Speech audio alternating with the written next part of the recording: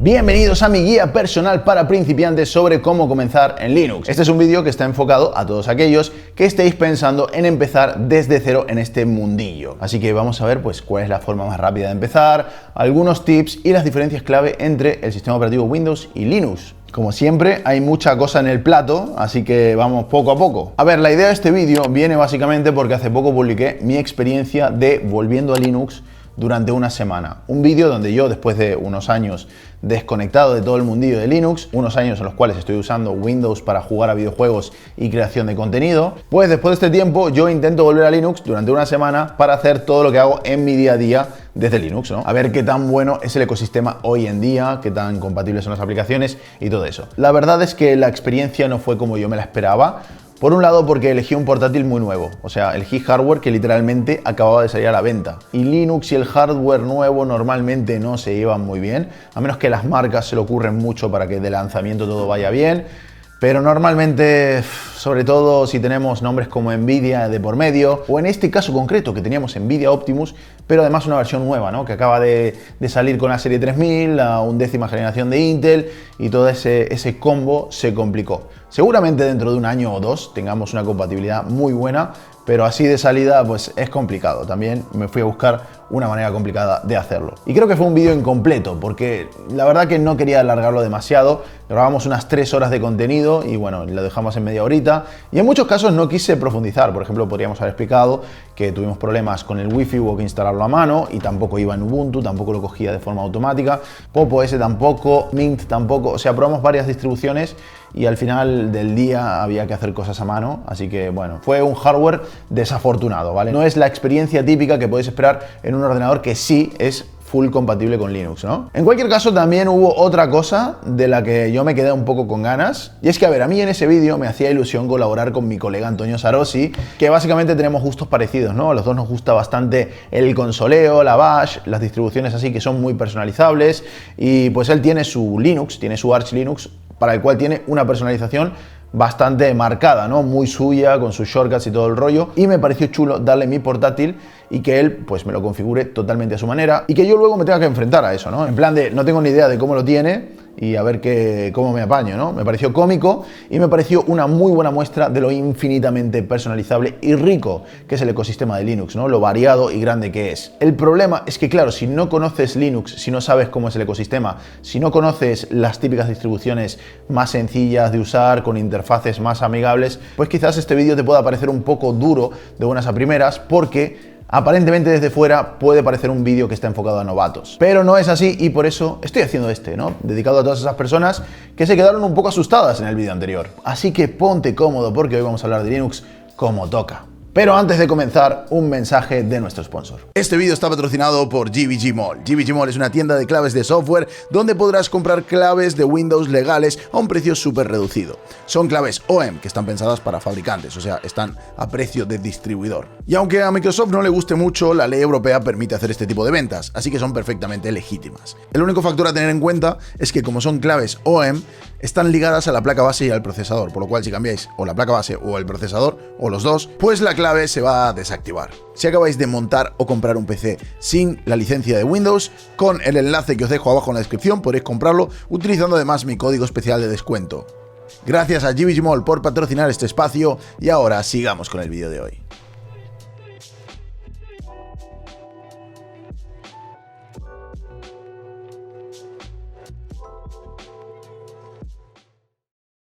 Bueno, antes de empezar me parece adecuado contaros un poco cuál es mi experiencia con Linux, cuál es mi background. Yo he usado Linux durante prácticamente la mitad de mi vida. Yo cogí Linux con unos 13 años, que fue la primera vez que me instalé una distribución, fue Red Hat, por cierto, cuando aún era completamente gratuita, y más adelante incluso durante toda mi carrera profesional como programador, de mi antigua vida pre-youtuber, estuve unos 10 años trabajando de desarrollador de software y básicamente me dedicaba a crear código que corre sobre Linux. Y no solo eso, sino que soy uno de esos usuarios que prefiere la consola por encima de la interfaz de usuario, principalmente porque he trabajado mucho con SSH y la verdad me gusta mucho hacer vídeos sobre este tema. Así que lo voy a disfrutar y también voy a tocar un par de cosillas técnicas en este vídeo para darle un poco de picante a la vida. Bueno, Linux para principiantes. ¿Por dónde comenzamos? Vamos a ver. Ah, sí, quizás deberías mirarte mis dos vídeos de Linux, el de Linux y el software libre y el de por qué Linux no es popular. popular. En estos dos vídeos explico respectivamente, en el primero, qué es Linux y cuál es la filosofía que tiene detrás. Y cuando hablo de filosofía,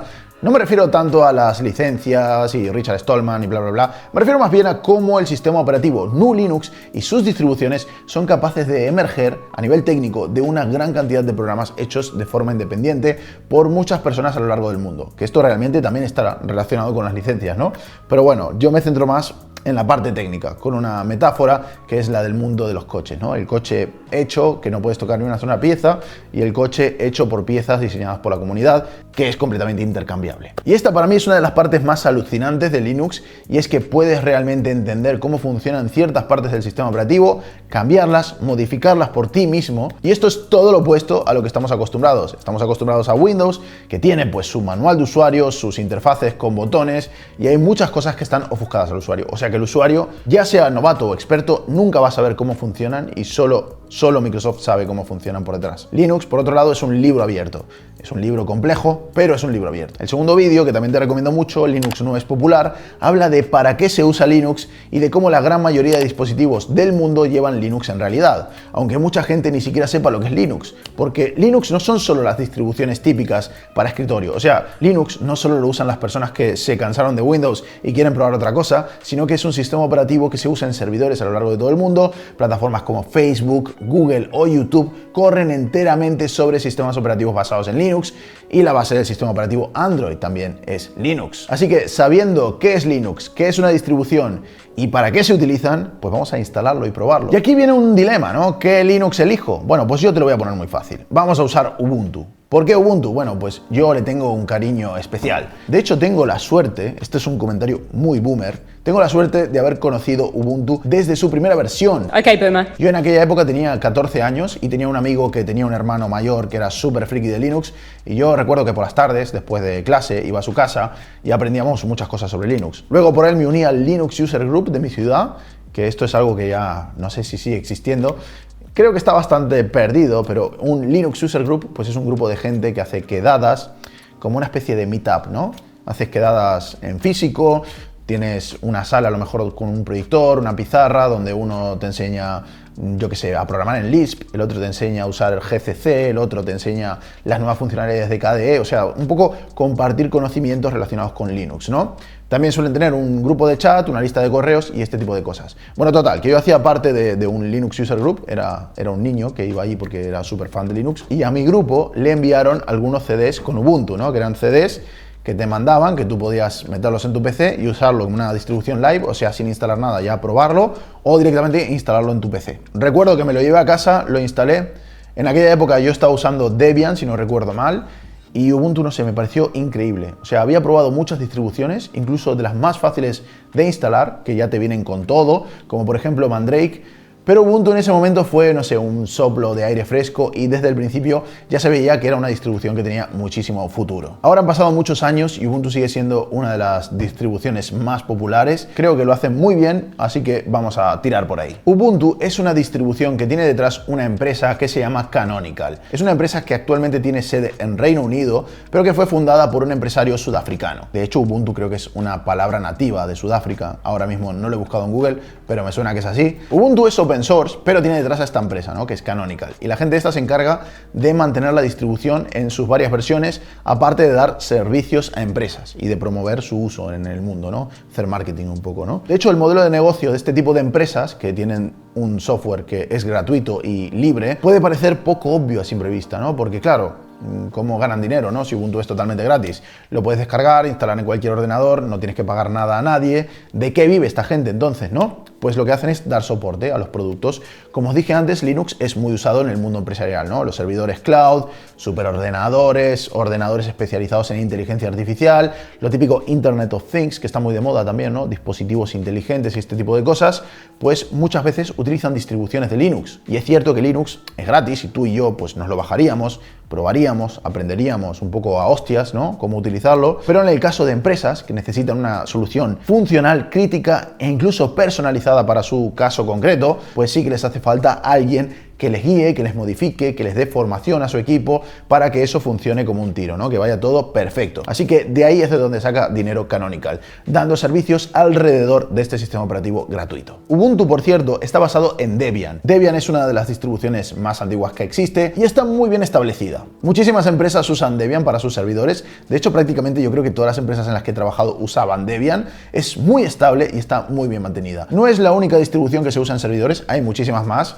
pero es de las más potentes. Una peculiaridad de Debian es que ellos están muy enfocados en software libre. Es muy purista con este tema, el tema de licencias, condiciones y todo esto. Y tanto es así que cuando Mozilla puso una licencia especial para el logo y el nombre de Firefox, que ojo, Firefox es open source, pero el logo y el nombre tenían una licencia que a Debian no le gustaba. Así que lo que hizo Debian fue cambiar el icono y el nombre de Firefox por Iceweasel, simplemente para no tener ningún tipo de licencia privativa dentro de su sistema. De hecho, Debian no tiene ninguna empresa detrás ni ningún tipo de ánimo de lucro. Hasta tienen un contrato social donde explican sus reglas y su filosofía. A mí Debian me gusta mucho y es un ejemplo muy claro de cómo cada distribución de Linux tiene una filosofía totalmente distinta y lo rico que es el ecosistema de Linux. Porque claro, Ubuntu tiene un enfoque muy comercial, muy de compatibilidad con todo, que los usuarios novatos sean bienvenidos. Y luego está Debian, que no es todo lo opuesto, pero sí que son muy conservadores, muy enfocados a open source, no quieren ningún tipo de relación comercial con ninguna marca y bueno, así un poco cada distribución tiene una filosofía distinta. Incluso Arch, la que usamos el otro día, pues persigue un poco la máxima personalización y libertad por parte del usuario de instalar lo que quiera, tocar lo que quiera del sistema, y a mí es el tipo de distribución que normalmente me suele gustar y que suelo utilizar en mi día a día. Yo, por ejemplo, en mi época utilizaba una distribución que se llamaba Slackware.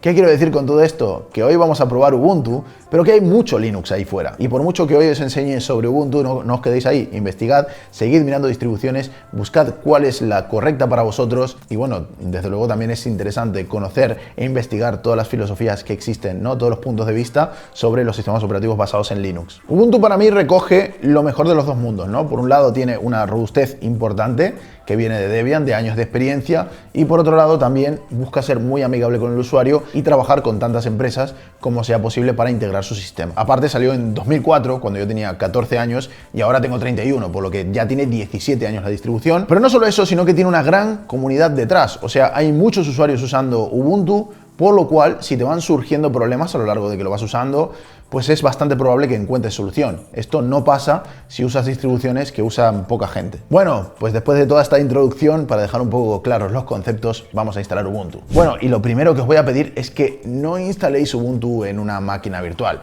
A ver, lo podéis hacer, al final podéis hacer lo que queráis, sois libres, pero yo creo que instalar Ubuntu en una máquina virtual pierde gran parte de la gracia. Lo chulo es tener un ordenador, que es tu ordenador de Linux, donde instalas esta distribución, y yo como mucho dejaría el dual boot, ¿no? Que tienes Windows y Linux al mismo tiempo, que es algo que se suele hacer bastante para no terminar de quitar del todo Windows, ¿no? Pero la opción máquina virtual es un poco aburrida, demasiado fácil. Yo creo que rompe la experiencia.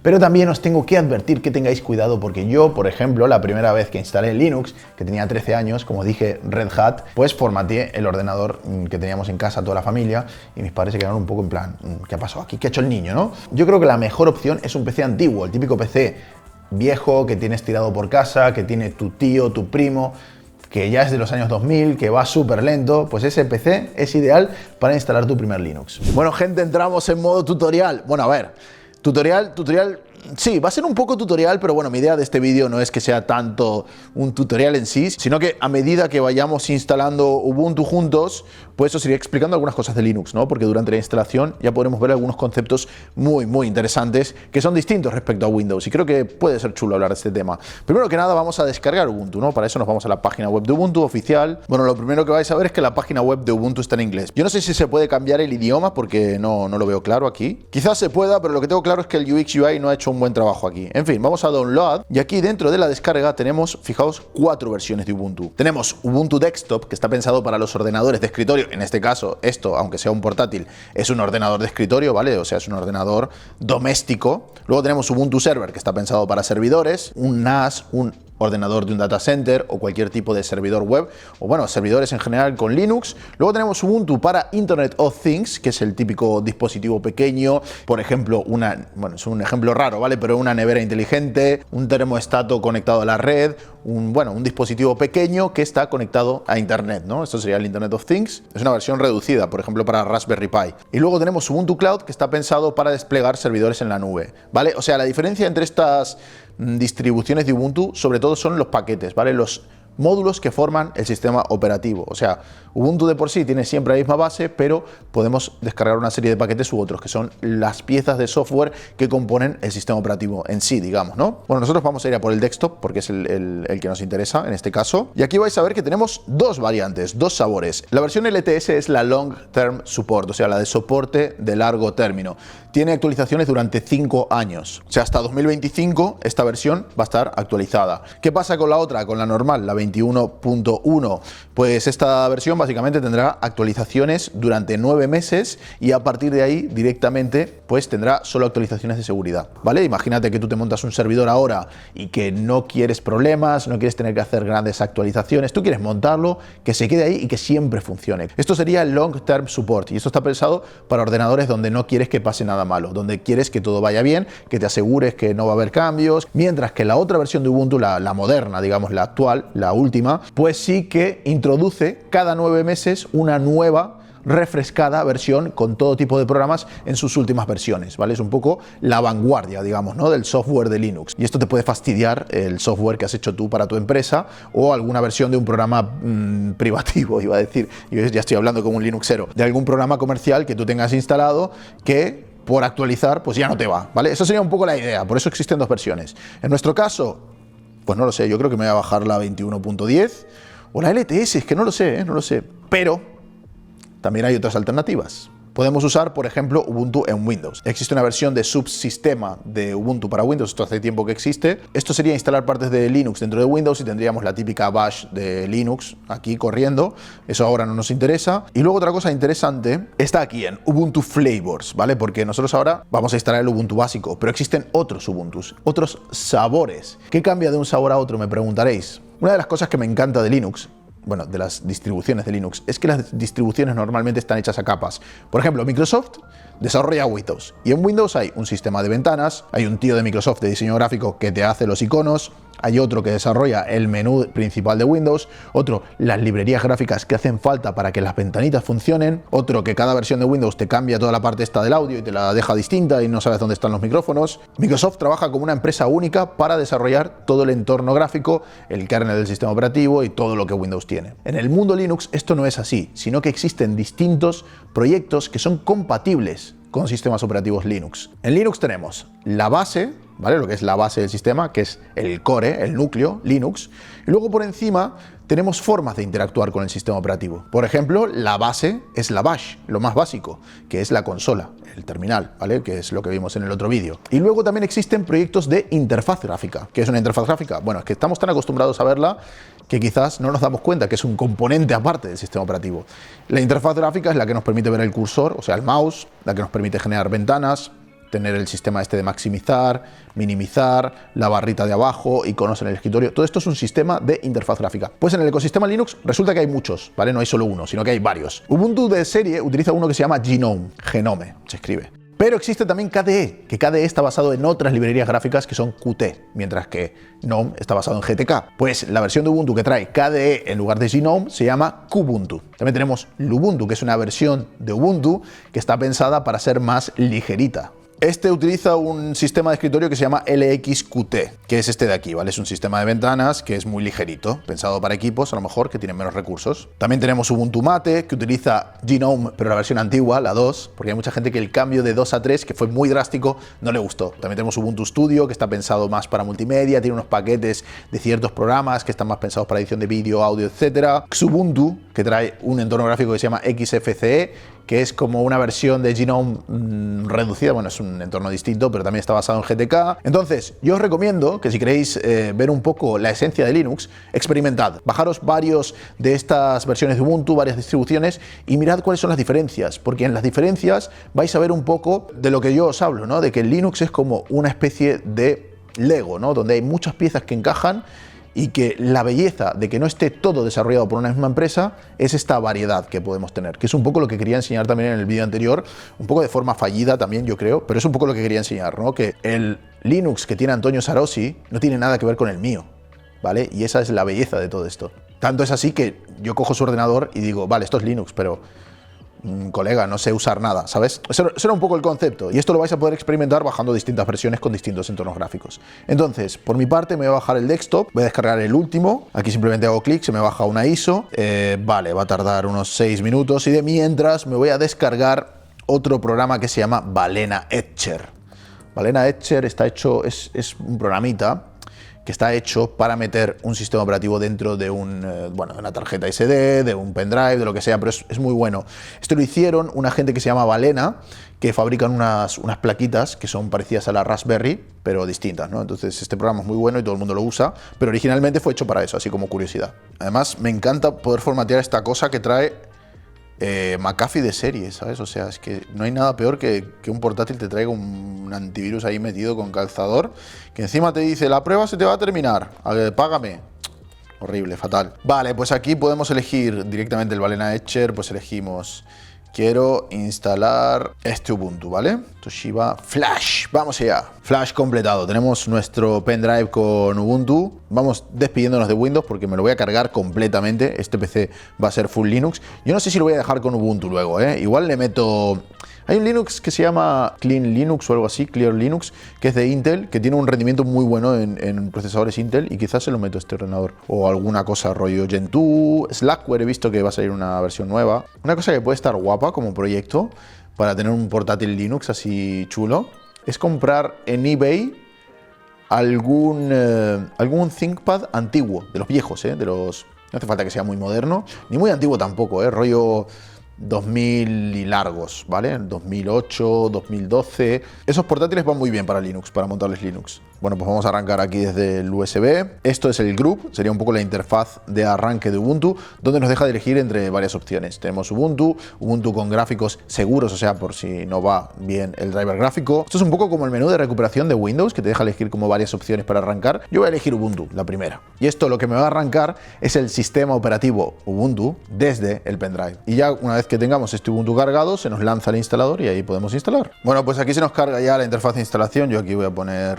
español, instalar Ubuntu. Aquí es instalar Ubuntu, es más fácil que instalar Windows. Literalmente es más fácil, o sea, le das a siguiente y ya está. Me conecto al Wi-Fi, venga, me conecto al Wi-Fi, al Wi-Fi. Ok, aquí me pregunta si quiero hacer la instalación normal o la mínima. ¿Qué diferencia hay? Bueno, pues la normal trae un navegador web, un paquete de Office, o sea, básicamente el OpenOffice, bueno, el LibreOffice realmente, ¿vale? LibreOffice, algún jueguito, reproductor de música, alguna cosa más, ¿vale? Preinstalada, y el otro pues solo te trae el navegador y lo básico. Yo voy a instalar el básico, el mínimo, y ya me bajaré lo que me da la gana. Instalar programas de terceros para hardware de gráficos y Wi-Fi y formatos multimedia adicionales, esto sí que lo quiero. Luego me pregunta, para instalar controladores de terceros se necesita configurar Secure Boot. Necesito poner una clave de seguridad. Pues voy a poner una clave de seguridad sin ningún tipo de problema ni reparo. Lo de terceros, ¿qué significa esto de terceros? Porque es curioso, ¿eh? Básicamente lo que me está diciendo Ubuntu es si quiero usar los drivers de los fabricantes. Por ejemplo, imagínate que este portátil tiene una gráfica de Nvidia. Me está preguntando si quiero usar el driver de Nvidia. Porque existe un driver open source para gráficas de Nvidia, que es un driver que está hecho con ingeniería inversa. Esto de ingeniería inversa suena muy chungo, pero básicamente significa estudiar cómo se comporta y qué hace ese programa para copiarlo, pero sin leer el código. Eso es ingeniería inversa. Crear un programa que haga lo mismo que otro sin llegar a ver del todo el código. Y existe eso, un driver de Nvidia que es community made, hecho por la comunidad, y que sirve con las gráficas Nvidia. No funciona tan bien, no es tan eficiente, no tiene todas las features, pero si no quieres drivers de Nvidia porque odias Nvidia y es una empresa maligna para ti y no quieres nada de ellos, pues puedes hacerlo. Vale, pues por otro lado aquí podemos eliminar el disco y bueno, e instalar Ubuntu, o podemos hacer más opciones. Yo voy a tirar por más opciones porque lo voy a hacer a mano, ya que os quiero explicar algunas cositas. Estas son todas las particiones que tenemos en el ordenador. Nosotros normalmente en Windows vemos que tenemos un disco C, que es la unidad principal donde tenemos todos nuestros archivos. Pero esto no es del todo cierto. Existen más unidades que Windows no nos deja ver porque básicamente no nos hace falta saber que están ahí. Como por ejemplo la unidad de boot. ¿vale? Que es una pequeña partición muy pequeñita de 200 megas que tiene la información para que Windows arranque. Luego tenemos otras particiones también desconocidas que se usan para recuperar el sistema cuando falla, pues puedes reinstalar y todo eso, ¿vale? Pues ahí hay información para recuperar y alguna partición más. Entonces, ¿cómo se traduce esto que acabo de explicar a lo que estamos viendo aquí, que parece un lío increíble? Aquí tenemos, primero que nada, una línea que pone /dev /NVMe0N1. Vale, muy bien. ¿Qué significa esto? Bueno, pues primero que nada, las direcciones dentro de Linux son con /, o sea, barra normal y corriente. Shift 7 para los amigos. Esto en Windows es al revés, es /, o sea, retrobarra. Las típicas rutas de C, dos puntos, contra barra, archivos de programa, contra barra, pues aquí es /, normal, Shift 7 para los amigos. Y no existe el concepto de disco C, sino que todo lo que existe en Linux cuelga de la raíz. La raíz es la madre de todo. Todas las unidades, todos los dispositivos, absolutamente todo lo que existe dentro del sistema operativo cuelga de /, la barra. Esa barra se conoce como root o raíz. Raíz en español, root en inglés. Y Linux tiene una forma muy curiosa de funcionar, y es que básicamente en Linux todo es un archivo. Literalmente el disco duro de este ordenador es un archivo. El pendrive que he conectado es un archivo, la tarjeta Wi-Fi es un archivo, todos son archivos, bueno, ficheros. Y todos los dispositivos de almacenamiento, que como os he dicho son un archivo, están dentro de una carpeta que se llama dev y cuelga de la raíz. Por eso tenemos /dev /NVMe0N1. ¿Por qué 0N1? Bueno, porque los va enumerando, el primero, el segundo, el tercero, el cuarto, pues este es el primero que he encontrado y el único que hay, por lo cual estamos en /dev /NVMe0N1. Luego tenemos otro más abajo, fijaos que tenemos el dev /SDA, que es mi pendrive, ¿vale? Básicamente, como tiene un pendrive conectado, pues detecta este pendrive como SDA. Vale, pues aquí en el NVMe0N1 tenemos todas estas particiones, que son la NVMe0N1 P1, P2, P3, P4, P5 y P6, ¿vale? Hay 6 particiones. Todas estas de aquí las voy a borrar, de la 1 a la 5, y voy a dejar únicamente la número 6 porque creo, no estoy seguro, pero yo diría con bastante seguridad que la 6 es la de recuperación de Dell, ¿vale? La que sirve para diagnosticar el portátil y todo eso. Vale, pues entonces, ahora que he borrado todas estas particiones menos una, me ha quedado espacio libre. Son 254.557 megabytes. Bueno, esto es porque me enseña el tamaño en megabytes, pero más o menos son unos 250 gigas, ¿vale? Para que os hagáis una idea. Aquí añado una partición y voy a crear la partición base. Esta partición base va a usar un sistema de ficheros que se llama X3, que es uno de los sistemas de ficheros que existen en Linux, ¿no? En Windows normalmente se usa NTFS, que es New Technology File System, que esto lo inventaron para Windows NT hace muchos años, en el año 2000. El sistema de ficheros, si lo vamos a mirar un poco más a fondo, es súper interesante porque básicamente los archivos en el disco o en la unidad de almacenamiento se guardan de forma totalmente random, ¿vale? Por decirlo de alguna manera. Y entonces el sistema operativo lo que hace es guardar una tabla donde sabe dónde está cada archivo, ¿vale? Entonces, lo que nosotros vemos, la estructura de carpetas, es una ilusión realmente. Simplemente es una tabla donde pone cada archivo, de dónde cuelga, dónde va, etcétera, etcétera, y luego un disco o una unidad con un montón de archivos sueltos. ¿Quién se encarga de definir cómo es esa tabla, cómo son esos archivos, dónde van, etcétera, etcétera? El sistema de ficheros. Y en este caso es X4, que es simplemente pues, el que se usa en Linux. Y le voy a dar el punto de montaje, ¿vale? El punto de montaje significa dentro de mi raíz, ¿dónde va a entrar dónde va a estar esta partición? Pues va a ser la raíz, la barra, ¿vale? Existen otros puntos de montaje, pero no voy a entrar aquí porque si no, el vídeo dura 8 años y no es la idea. Vale, voy a crear esta partición que va a ser mi punto de montaje /, o sea, la root, la raíz. O sea, todo va a colgar de esa partición. Pero podría hacer distintas particiones para cada carpeta del sistema operativo. Porque, repito, esto no es como en Windows, que tú te vas a mi PC y tienes C, D, E, F y 400.000 discos duros y particiones. Aquí todo cuelga de raíz. Yo, como solo voy a tener una partición, pues solo creo una. Ahora me han sobrado 2 gigas y medio, como podéis ver, 2.557 megabytes, y esta la voy a usar para el área de intercambio, o swap en inglés. ¿Qué es esto y para qué sirve? Pues esta pregunta me encanta y es súper interesante. Los PCs tienen RAM, como bien sabéis. La RAM básicamente es una memoria que se utiliza para guardar todos los datos de los programas que están en ejecución en este momento. Son los mismos programas que cuando se ejecutan empiezan a cargar cositas en RAM, dentro de variables, y bueno, empiezan a llenarla, ¿no? ¿Qué pasa? Que los PCs tienen una RAM limitada. ¿Y qué ocurre cuando se acaba la RAM? Bueno, pues en Windows normalmente lo que ocurre es que tenemos un archivo que se llama fichero de paginación. Fichero de paginación es un archivo como si fuera un TXT o un fichero cualquiera del sistema operativo. Está en el disco duro, como cualquier archivo, y en ese archivo, cuando se te llena la RAM y hay un programa que quiere usar la RAM y no cabe nada más, pues lo que hace el sistema operativo es, ok, para un momento. Como no me cabe nada más en la memoria principal, que es la RAM, voy a empezar a meter todo esto en un archivo del disco duro.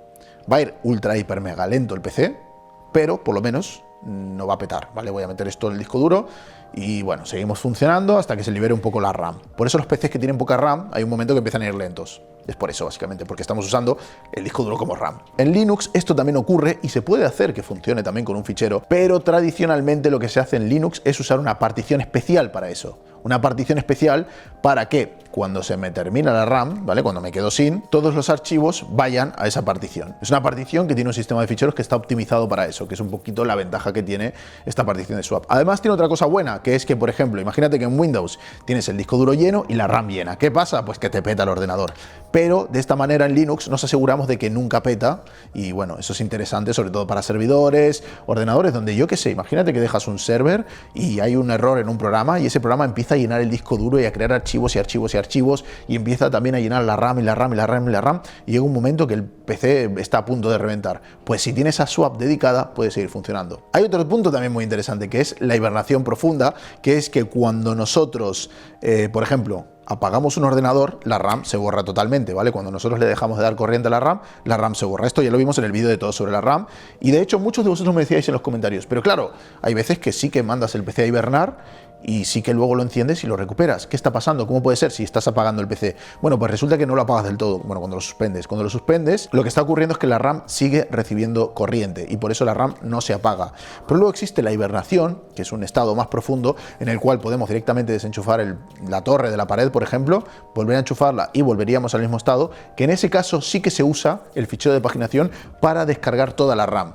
Toda la RAM se va al disco duro y cuando arranca la tiene que volver a cargar, pero bueno, ya tiene todo lo que estaba en RAM y el PC sigue desde donde estaba. Este tipo de hibernación en Ubuntu está desactivada por defecto, pero si la quisiésemos tener, lo que haría el PC sería volcar toda la RAM a la partición de swap. Se apagaría el PC, cortaría corriente a la RAM y luego pues cuando lo encendemos vuelve a cargar todos los archivos de la swap a la RAM. Yo como no voy a activar esa feature, lo voy a poner de 2,5, simplemente por si en algún momento me quedo sin RAM o incluso el sistema operativo a veces la va usando, ¿vale? Cuando le es práctico para optimizar el uso de RAM. Así que le voy a dar a OK y luego vamos a crear otra partición que va a servir para arrancar el ordenador, ¿vale? Igual que Windows tenía una partición donde arranca el PC, donde tiene los archivos que luego cargan el sistema operativo, pues aquí también la vamos a tener. ¿Cómo hacemos eso? Pues ponemos aquí en la lista partición del sistema EFI. Le damos a OK y él ya se encarga, ¿vale? Y aquí ya me ha asignado la swap, la EFI y el almacenamiento principal. Y le voy a dar a instalar ahora. Y ahora me dice, vale, vamos a tener la partición 1 que va a ser X4 y va a ser tu disco principal. Luego vas a tener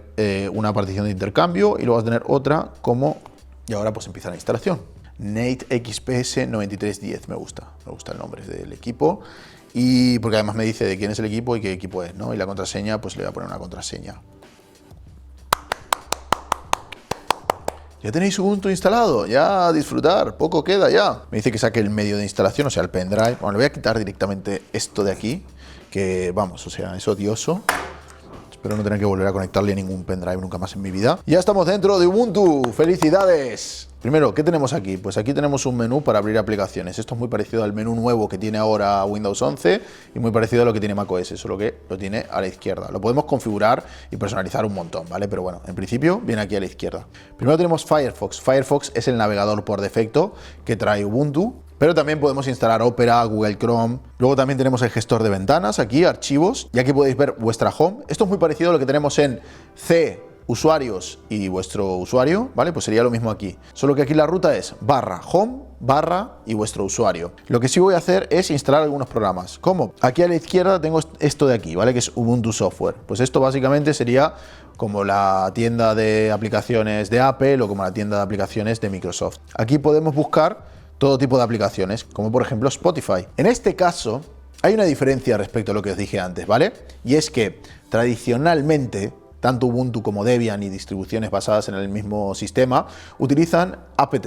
Y esto normalmente se hace a través de consola, apt-get, aptitude, ¿vale? Hay varias utilidades. Y aptitude sirve para consultar, descargar, actualizar e instalar software directamente de estos servidores que tiene cada distribución. Por ejemplo, en el caso de Ubuntu, Ubuntu tiene una serie de servidores donde tienen pues el servidor web Apache, el Nginx, el Firefox, el Thunderbird para todo lo que es el mail, la calculadora, o sea, todo el software, Inkscape, que es una alternativa gratuita a Illustrator, GIMP, que es una alternativa gratuita a Photoshop. Todas estas utilidades están directamente en los servidores de Ubuntu para descargar. Ahora se está utilizando Snapped, que Snap básicamente es un sistema que viene del mundo del cloud, pero que se está usando para que sean los mismos desarrolladores los que suben al servidor las aplicaciones ya preparadas para Ubuntu.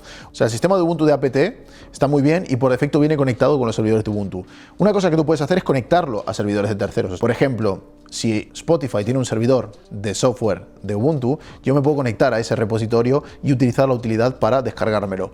Pero ahora han inventado un sistema que es un poco más sencillo para los desarrolladores, que es Snapd, que te permite instalar programas. Y es como funciona la tienda de Ubuntu, ¿vale? Con este sistema de paquetes, que los distribuyen directamente los desarrolladores. Pero en cualquier caso, esto no es como en Windows, que te vas a una página web, te bajas un .exe o un .msi, lo ejecutas, siguiente, instalar. Aquí rara vez vais a ver eso. Ocurre en algunos programas, pero es raro. Normalmente o usamos el Snapd o bajamos un paquete o usamos directamente los servidores y repositorios de Ubuntu o repositorios compatibles con el sistema de paquetes de Ubuntu. Y esos programas se actualizan también usando estos mismos medios. Sería un poco como la tienda de Microsoft, ¿no? Que ahora, hoy en día, muchas cosas se instalan por la tienda de Microsoft. Pues esto en Linux lleva de toda la vida, ¿vale? De toda la vida realmente, desde los años 90. Y aquí en esta tienda de Ubuntu tenemos muchas cosas. Fijaos aquí que tenemos, por ejemplo, tenemos PyCharm, si queremos programar en Python y hacer el curso de Mastermind, pues aquí tenemos PyCharm Community Edition. Con un botón me lo instalo y ya lo tengo. A mí me gusta usar Tidal, no Spotify. Tidal, por ejemplo, bueno, Tidal no está. Slack es una utilidad. Sí, aquí está Slack. Es como un Discord para empresas. Discord. Mira, también me podría bajar Discord. Esto es incluso más fácil que irme a la web de cada desarrollador y bajarme ahí el .exe y toda la historia. Le das a un botón instalar, te lo pone en cola y ya te lo instalará. Google Chrome. Tengo mis dudas, de que esté Google Chrome. Lo que seguramente esté es Chromium. Que Chromium es, bueno, una versión open source. O sea, sería como Google Chrome, pero sin Google, ¿vale? El Chromium sería una versión open source. Es el proyecto open source del que nace Google Chrome. Sí, Google Chrome cogió un proyecto que se llamaba Chromium, le puso Google delante y sacó Google Chrome. También hay que decir que los desarrolladores principales de Chromium hoy en día son Google. Así que, bueno, pues es la versión open source. No tenemos Evernote, pero tenemos Nixnote, que es un cliente de Evernote.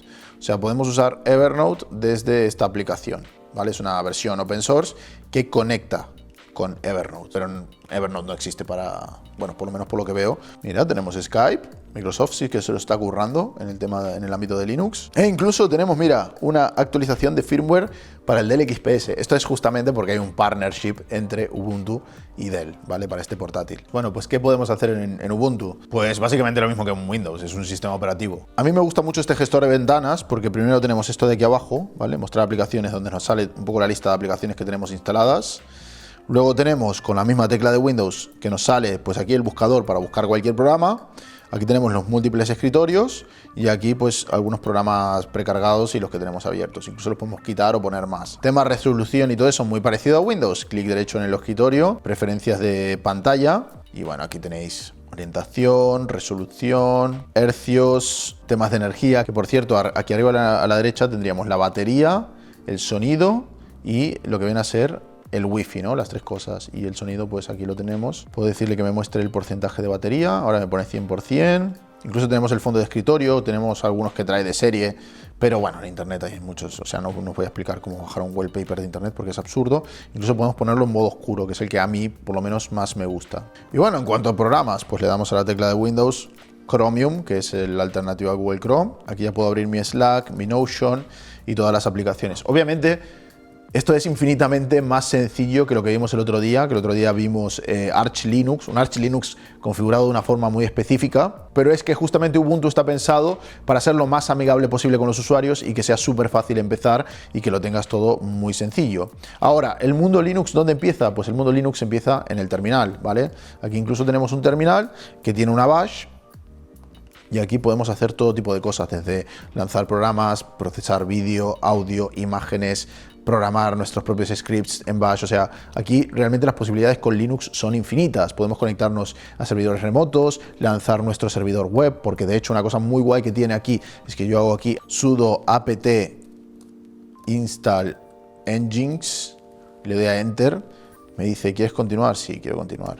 Ya tengo instalado el servidor web Nginx, no tengo que hacer nada más, no tengo que salir del terminal, ya lo tengo instalado, lo quiero configurar. Hago sudo vim etc nginx y aquí pues tengo los ficheros de configuración. Ay, no tengo Vim por defecto. Nano.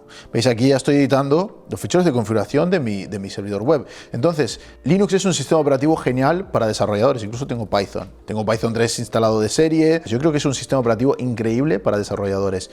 Desarrolladores que no programen en cosas relacionadas con Windows, no, sino más bien web, cloud, apps para Android y este tipo de cosas. Porque nos trae todo ya de serie o es muy fácil de instalar, gracias a estos repositorios de software que están pensados para todo el mundo de la infraestructura a todos los niveles de Internet, que al final está dominada por Linux. Entonces, en el caso de Ubuntu, es un sistema que es muy parecido a Windows, realmente hoy en día está muy avanzado. Hay algunas cosas que aún fallan, no todo el hardware es compatible, te lo tienes que mirar un poquito antes de instalar, quizás tienes algún problema, pero por lo general es bastante parecido a Windows, la verdad que muy bien, y además tienes el potencial del terminal.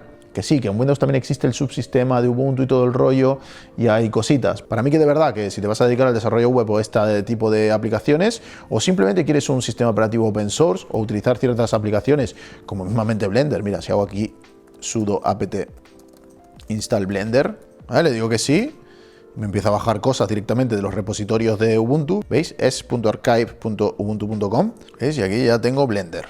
Escribo Blender en el terminal y me lanza Blender directamente, ¿veis? Ya estoy en Blender. O sea, es brutal. Realmente hay cosas de Linux que son increíbles. A mí, personalmente, estuve muchos años usando Linux y soy muy fan, la verdad. Pero bueno, por el trabajo que yo hago, que está muy ligado a la suite de Adobe y además al mundo de los videojuegos también, que sí que ha mejorado mucho, pero también el hardware puntero, pues tampoco es el mejor sistema operativo para hardware puntero. Pues por ese motivo lo he tenido que dejar atrás, pero la verdad que tiene un sitio en mi corazón y yo os recomiendo muchísimo meteros dentro de este mundo, ni que sea para aprender, para saber de qué va, para enteraros un poquito de sistemas alternativos al de Windows. Porque Windows hay muchas cosas que las sabemos, pero muchas otras en las que es una caja negra, mientras que en Linux, a medida que vamos aprendiendo, haciendo cosas, hay cosas que nos parecían obvias, que aprendemos que no eran como nosotros pensábamos o que, bueno, existen otras formas de hacer las cosas y otros sistemas, ¿no? Siguientes pasos a partir de aquí. Yo os recomiendo muchísimo la serie de cursos de Linux que tenemos en Mastermind, porque la verdad, bueno, están enseñados por Antonio Sarosi. Sarosi es un profesor increíble. Hay también tutoriales en internet, podéis ir a la página web de Ubuntu, leer por ahí, ver foros, vídeos en YouTube, pero bueno, lo que aporta nuestro curso es una calidad de producción superior. Un profesor que ha sido elegido a dedo para dar esa asignatura, que es un comunicador nato, o sea, te lo va a explicar muy bien, y aparte, pues un equipo de pedagogos que ha revisado ese curso antes de publicarlo, que es un poco el valor añadido que nosotros queremos dar, asegurarnos que la educación es de calidad, ¿no? Pero si no queréis pagar y no queréis meteros ahí, pues también hay muchísima información en internet,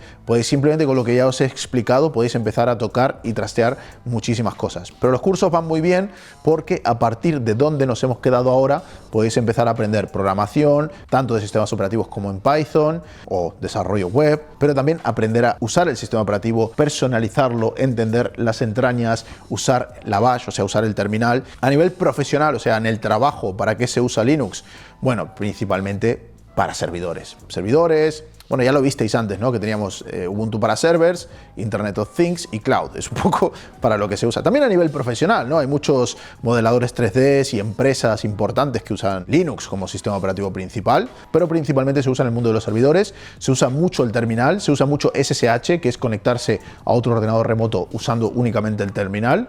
Y ese es un poco el mundo por el que yo me solía mover. Así que nada, gente, espero haberos enseñado cosas, espero haberos creado un poco el gusanillo de Linux, ganas de probarlo, ganas de entenderlo, y quizás os interese ver otro vídeo donde le pongo otro Linux un poquito más avanzado a mi portátil, y si esto es algo que os interesaría ver, pues dejádmelo abajo en los comentarios y bueno, yo hago un vídeo pues poniendo un Linux ya en plan picando pico y pala, que es muy interesante porque ya habéis visto que con 4 ventanas de instalación que hemos visto, pues os he explicado un montón de cosas. Pues imaginaros si tenemos que empezar a instalar paquetes de cero y hacer cosas a mano. En ese caso os explicaré más cosas aún.